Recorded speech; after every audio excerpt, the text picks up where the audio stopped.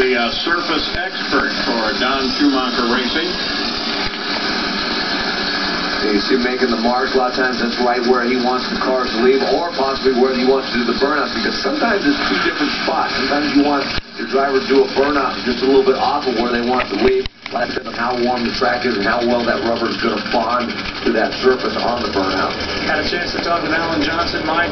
Just like all of these cars here this afternoon, it seems like they've been overestimating this racetrack a little bit, and that's what happened to Tony Schumacher in that last round. The car got just a little bit too aggressive with the clutch. Now, how do you try to calm a clutch down once you get to about half track or beyond, Mike?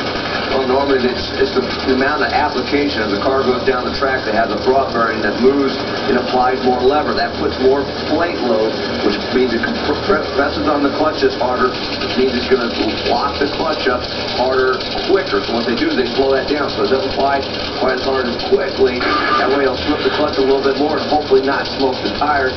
Key there, though, is a lot of times if you slip the clutch too much, then it wants to drop a cylinder. So it's always a balancing act for these crew chiefs, and I don't envy them one bit. Always a compromise, trying to figure all of that out. Hillary, you saw her last time to go to a final, and she's looking for her first ever win.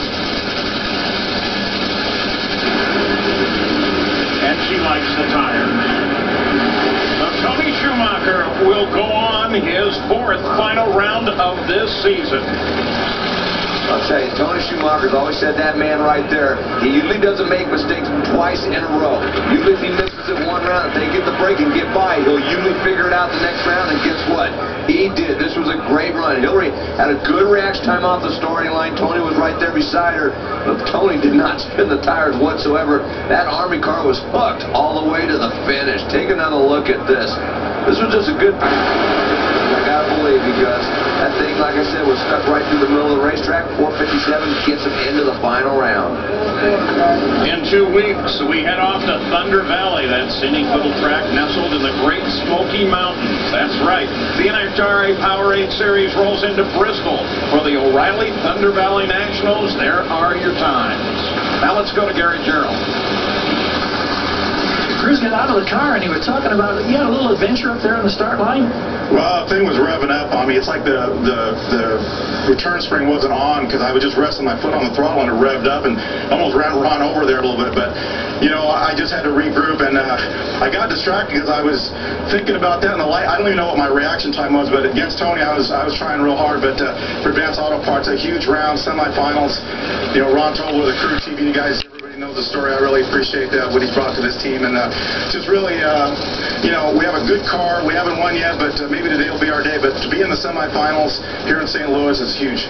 Thank you. Thanks. Rod Fuller, that final round on tour was his triumph at Las Vegas last year. And Doug Coletta looking to be the second Coletta car to go to a final round this season. Dave Grubnick was a runner-up at Phoenix. They've been fighting cylinder dropping problems with this car. You know, even though they made a very nice run to qualify in the number 5 position with a 452, even on that run, they had to put some cylinders out and did some engine damage before the finish line. Only went 312. Ross Blenny seems to really have a pretty good handle on this car right now. He had lane choice. He's taking that right lane.